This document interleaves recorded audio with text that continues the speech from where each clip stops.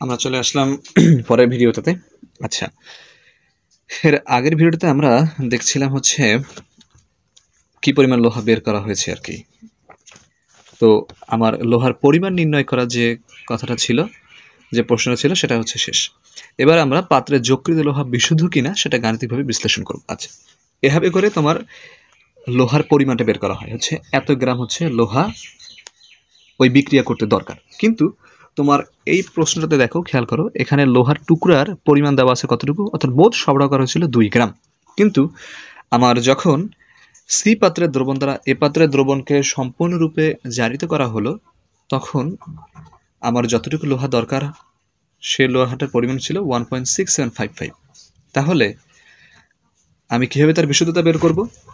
সুতরাং লিখব হচ্ছে বিশুদ্ধতা, অর্থাৎ লোহার বিশুদ্ধতা ইকুয়াল টু হচ্ছে আমার যতটুকু লোহা লাগছে, অর্থাৎ 1.6755 পরিমাণ হচ্ছে লোহা লাগছে। আর আমার সরবরাহকৃত লোহার পরিমাণ ছিল কতটুকু? 2 গ্রাম। মোট সরবরাহ করেছিল 2 গ্রাম, আর আমার লোহা ব্যবহৃত হয়েছে কতটুকু? 1.6755। তাহলে বিশুদ্ধতার পরিমাণ কি? তাহলে ওটা দিয়ে ভাগ দেওয়া হবে, তাহলে বের হয়ে যাবে, ঠিক না? লোহা লাগছে এতটুকু আর মোট সরবরাহ করেছিল এতটুকু, তাহলে লোহা কতটুকু বিশুদ্ধ? 1.6755 বাই হচ্ছে 2 করলে অ্যান্সার আসে হচ্ছে 83.75%। আচ্ছা, তো এক্ষেত্রে বোঝার বিষয়টা হচ্ছে তোমার বিক্রিয়াটিতে লোহা দরকার ছিল 1.6755, কিন্তু মোট সরবরাহ করছে হচ্ছে 2 গ্রাম। তাহলে লোহার বিশুদ্ধতা ছিল কত? 83.75, অর্থাৎ এতটুকু আমার কাজে লাগছে, এতটুকু ছিল বিশুদ্ধ লোহা। আর বাকি যে লোহাটা থাকবে ও লোহাটা তোমার ওই পাত্রে থেকে গেল, বা যা ইচ্ছে তাই হবে, অসুবিধা নেই। কিন্তু আমার এতটুকু লোহা দরকার ছিল, আর এতটুকু হচ্ছে বিশুদ্ধতা পরিমাণ। ঠিক আছে? আচ্ছা, এবারে আসো, এ ধরনের আমরা আরেকটা অঙ্ক দেখবো। সেটা হচ্ছে আমরা এখানে দেখলাম যে পাত্রে যকৃত লোহা বিশুদ্ধ কিনা সেটা গাণিতিক বিশ্লেষণ করা শেষ হলো। এবারে বলা হবে যে সরবরাহকৃত লোহাতে ভেজালের পরিমাণ। এই অঙ্কটা দেখতে হয় পাশাপাশি, কারণ এই অঙ্কটা বেশ ইম্পর্টেন্ট। তো এই ধরনের আমরা একটা অঙ্ক দেখি।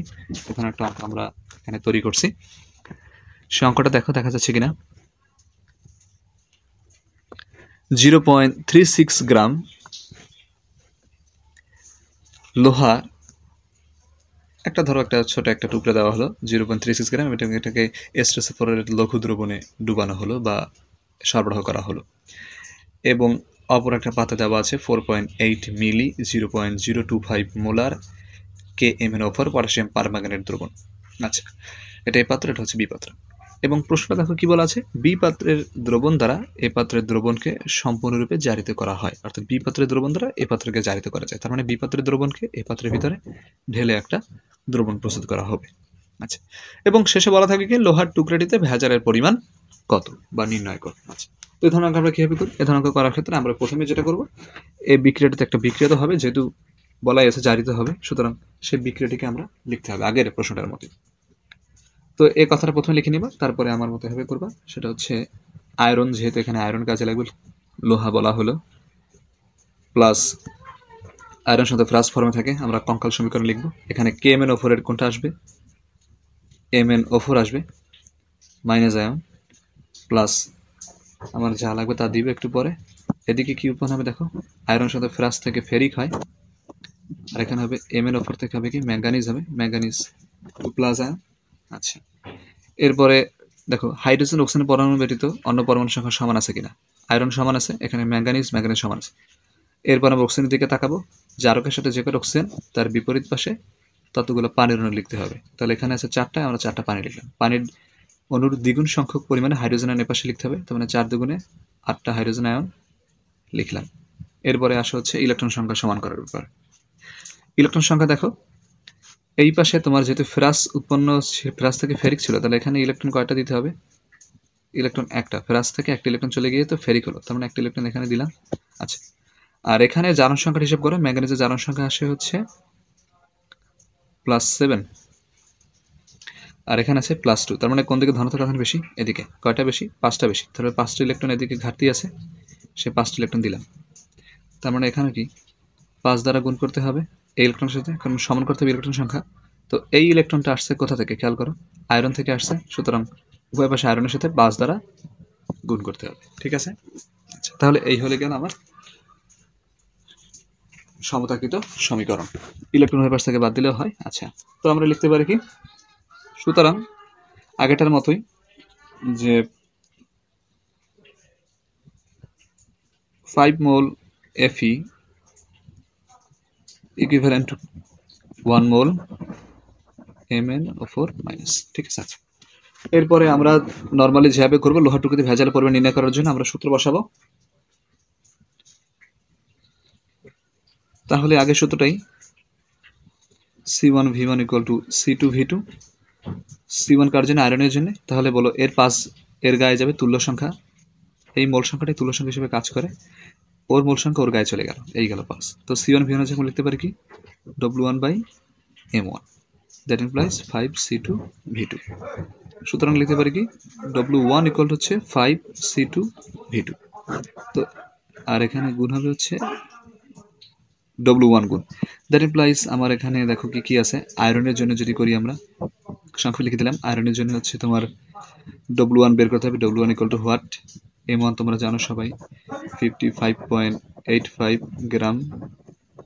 আচ্ছা, পরে হচ্ছে MnO4 এর জন্য, আচ্ছা এটা আমরা MnO4 এর জন্য কি কি দেওয়া আছে সেটা তোমরা নিজেরাই দেখতে পাচ্ছ। আচ্ছা, তো V2 ইকুয়াল টু দেওয়া আছে হচ্ছে 48.5 মিলি, এটাকে আমরা লিটারে নিতে হবে।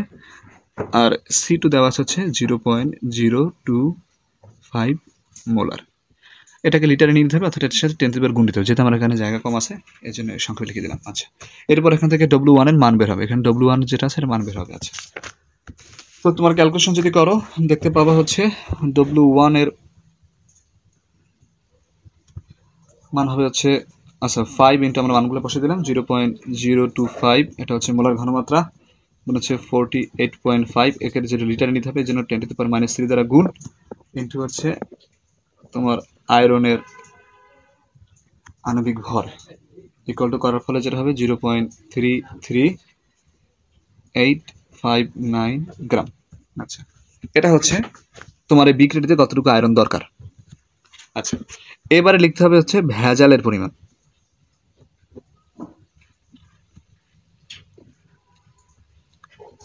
আচ্ছা, তো ভেজালের পরিমাণ কি, আমার একটা জিনিস খেয়াল করো, এখানে সরবরাহকৃত লোহা ছিল কতটুকু 0.36, আর আমার লোহা লাগছে কতটুকু বিক্রিয়া করার জন্য, লোহা লাগছে 0.33859। তাহলে বাকি যে লোহাটা থেকে গেল সেটা তো ভেজাল হিসেবে থেকে যাবে, ঠিক কিনা। তো আমার লোহা সরবরাহ করছে 0.36 মোট লোহা, আর আমার লোহা ব্যবহৃত হয়েছে হচ্ছে 0.33859। তো এতটুকু তো ভেজাল আসবে, ঠিক কিনা। তো এটাকে ভাগ দিতে হবে কত দ্বারা, যেহেতু ভেজালের পরিমাণটা হিসাব করতে হবে, ভাগ দিতে হবে কত দ্বারা 0.36 অনুপাত আকারে করতে হয় না, ইন্টু হচ্ছে 100%, তাহলে বের হয়ে যায় তোমার ভেজালের পরিমাণ। আমরা যদি বিশুদ্ধতা বের করতাম তাহলে কি করতাম, এই বিয়োগটা দিতাম না, তখন করতাম কি এটাকে ভাগ দিতাম হচ্ছে 0.36 দ্বারা 100 দ্বারা গুণ করতে, তাহলে বের হতো বিশুদ্ধতা। আর যখন ভেজাল বের করবো তখন কতটুকু পদার্থ বাকি থাকে সেই বাকিটাকে ভাগ দিতে হবে ওই যা সরবরাহ করছি মোট সরবরাহিত পদার্থ 0.36 দ্বারা, তাহলে ভেজাল বের হয়ে যায়। এটাকে ক্যালকুলেশন করলে দাঁড়ায় হচ্ছে 5.947%।